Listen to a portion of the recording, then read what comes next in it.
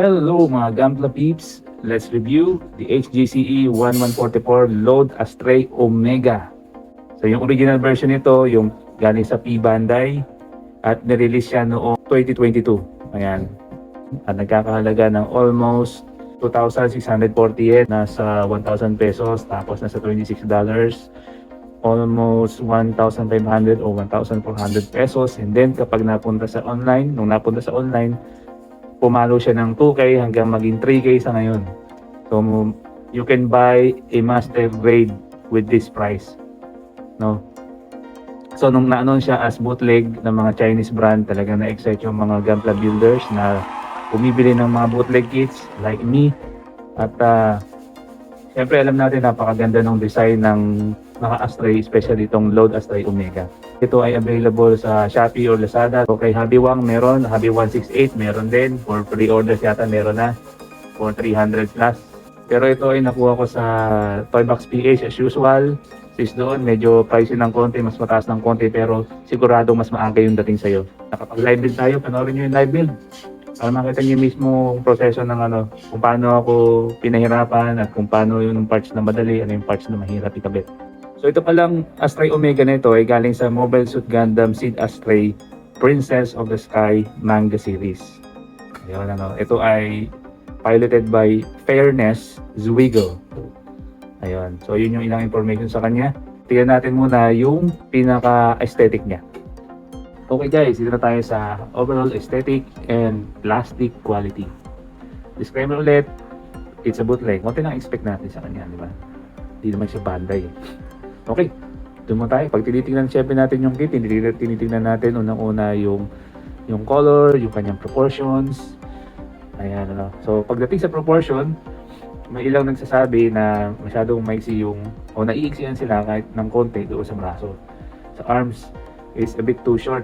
So nakita ko lang dyan, medyo mahaba, medyo elongated, medyo mahaba yung torso niya. Yung mula dito sa bewang hanggang sa kanyang balikat. Alam niyo, nakita kong proportion na to, may katulad na ito sa isang artista. Alam niyo kung sino? Si Chris Hemsworth. O, tignan niyo yung picture. O, di ba? So parang ganun yung proportion niya. Tapos mahaba yung kanyang legs. Ayan, kumpara natin sa proportion ng RX-78-2. Medyo malaki rin yung ng konti yung ulo ng Omega.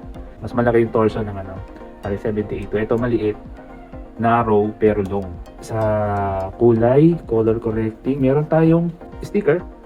Hindi ko na ginamit. So para dito gray, tapos meron tayong mga shiny green sa ibang mga parts. Hindi ko naman na ginamit. Baka ipin ko na lang. So kahit na wala siyang sticker, wala pang panel line, maganda na rin yung nakikita natin. So itong red na to ay plastic, hindi siya sticker. Ayan, pati itong red na to. Pati itong nasa ilalim ng shoulder armor niya ay plastic din. Okay, tapos meron din tayo syempre ring water slide decal. Ngayon, plastic quality. Hindi ko siya mayalin tulad sa bling. Kasi iba talaga yung bling. So ito, in its own right, maganda rin naman. Maglilinisin mo rin ng konti yung mga sobrang mga plastic sa mold dito. Hindi ko na maipakita yung example eh. Isa pang nakita kong kapintasan niya is yung kulay nito is magkaiba. Magkaiba ang uri ng plastic yung nilagay dito. Mas shiny tsaka mas white to. Ito mas milky tsaka medyo subdued yung white niya. Dito sa ulo, which is very controversial kasi nga merong kumalat ng mga picture na wala daw kwenta to dahil sabog yung details ng mukha. Pero so far hindi naman. Ito, depende lang siguro sa molding, na-checkpoint siya. Alam naman natin pag bootleg talaga ganun eh. Mixed bag talaga yan. Pag makakachempo ka ng maganda, okay. Kung nakachempo ka ng pangit yung pagkakamold, o di sorry na lang. Ganun talaga eh. Pwede mo naman siguro ipapalit dun sa seller kung pwede pa. Ayan, so far so good naman oh. Makikita nyo rin doon sa aking Facebook account, sa Young at Soul, Facebook ko, yung close-up shots ng mga ito. Ayan, so far so good. So para sa aesthetic and overall plastic quality, pasado na sa akin as a bootleg. Sulit naman.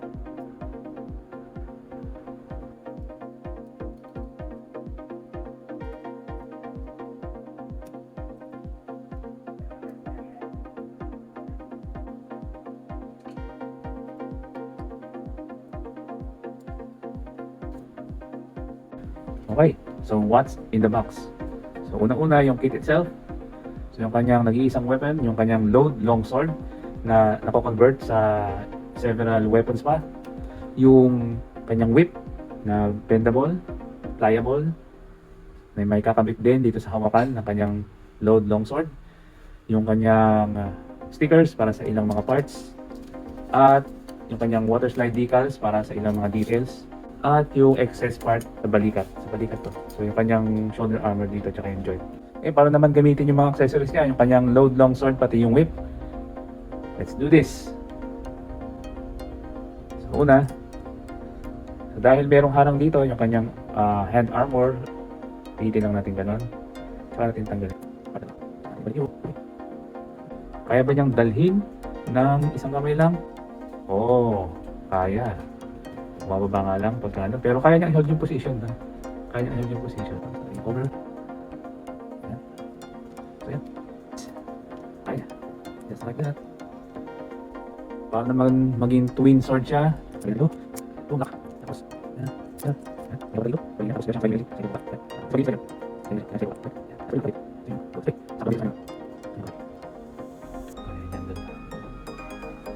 Gamitin naman natin yung kanyang whip.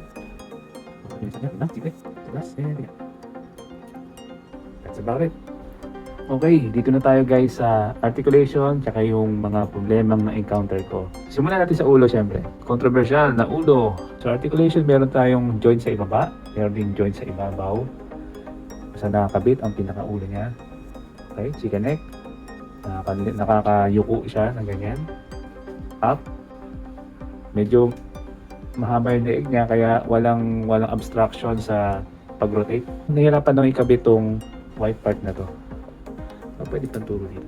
Yan, tong white part na to sa cheek, which is kung papansin niyo, may gap between sa white part sa batok tsaka dito sa cheek, which is dapat magkakabit yan. So hindi ko na nagawa yan dahil hindi ko alam kung bakit. So ginawa ko, ginlo ko na lang talaga tong white part na to. Pero so far so good naman.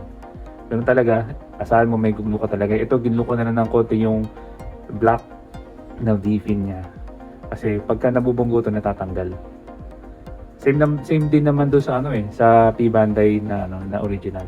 Pag nabubunggo madalas yung ito natatanggal din. So same.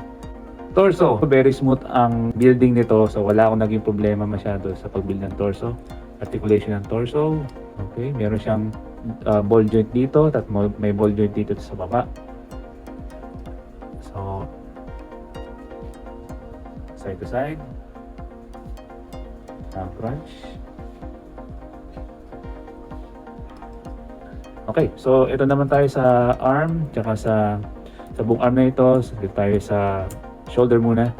Shoulder ay nakakabit sa ball and socket. Polycap pa rin yung gamit niya dito, polycaps. So yan. Siyempre kaya niya na 360. Tapos itong shoulder armor ay itong white part na ito ay nakakabit through ball joint and peg. So pwede siyang i-rotate na individual. Ayun, basta yun, naka-ball joint siya. Ay gagalaw-galaw ng konti. Kaso nga lang, pag kakabit mo, lalayan mo. Ayun, natanggal. Kasi nga, alanganin yung yung connection niya. Parang pagka ginalaw mo tong white part na to, tiyak nakita nyo na. Sige, mamaya ako na ibabalik yan. So basta pag ginalaw nyo tong white part na to, na nakakonekta dito, medyo luluwag to at mababaklas din. Isa pang nakita kong problema dito ay hindi mo siya mai-aangat ng todo less than 90 degrees. Pero pwede na. Hindi na masyadong Isa pang problema, yung upper arm rotation. So hanggang ganyan lang siya.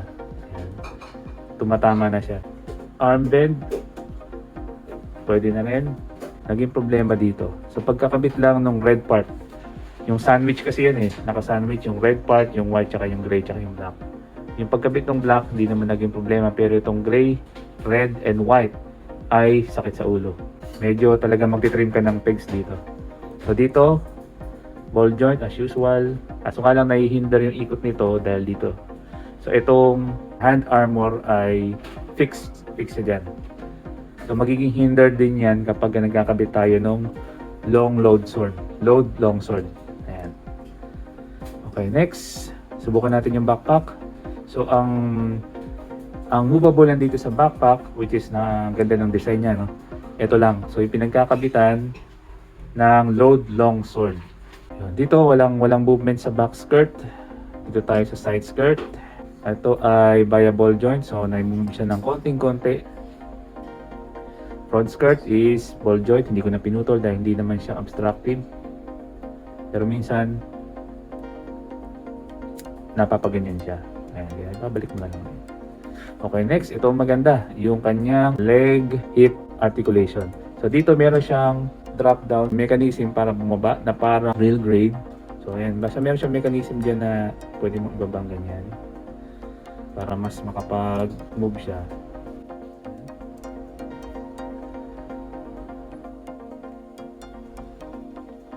Thigh rotation, full split, leg bend. Nahirapan ako dito sa pagkabit ng joint sa knee, ganun din sa joint sa dito. Pareha sila, nahirapan din ako sa pagkabit nito. Yeah. Okay, so hanggang ganyan lang. Kasi hanggang dito lang talaga yan. Pero ang ganda ng ng binti Isa sa mga napakagandang design ng binti sa Gunpla. Yung kanyang armor dito sa paa ay hindi nagagalaw. So ang magiging movement ng sa paa ay ganito. Rotation. Ayan na.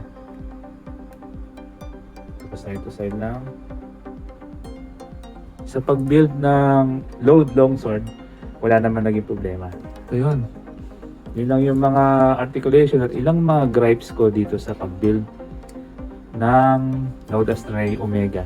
So iba pang di ko na sabi, pwede nyo tingnan sa ating live build. Doon talaga makikita mo yung hirap ko kasi 4 na oras to eh. Ganun katagal para sa isang high grade kit. For our verdict, let's talk about the pros. Number 1, this one is miles away from the overpricing of premium Band-Aid kits nowadays. Number 2, no plastic deformities here. There are some plastic overflow from the mold, but it is an easy cleanup. Number 3, all joints and hinges are stiff enough to pose around several times without it becoming flimsy. Just be careful with the load longsword because it will take its toll on the polycaps. Number 4, details are still considerably sharp, so there will be no problem with the 1-foot rule, even more so with the 3-foot rule. Number 5, it is a gorgeous looking kit. So for the bad, for the cons, number 1, well, we all learned that regardless of brand, bootlegs will be bootlegs, right? So there are plastic imperfections here and there. There's no comparison to Bandai's precision molds and top-tier quality plastic. Number 2, for this particular specific copy, so there are several notable problems. First, there are runners that have no labels, making it confusing at times when building. Next, some fitting issues on the arms and legs. Next will be the sticker, again, a mixed bag. So overall, this is not a beginner-friendly kit. So buy and build with precaution. But I would still recommend this because it is an awesome, unique-looking kit. So for more awesome Gunpla and toy reviews, like, share, and subscribe now to our YouTube channel, Young at Soul. You can also ring the notification bell for future updates. So thank you so much for watching and kita-kits!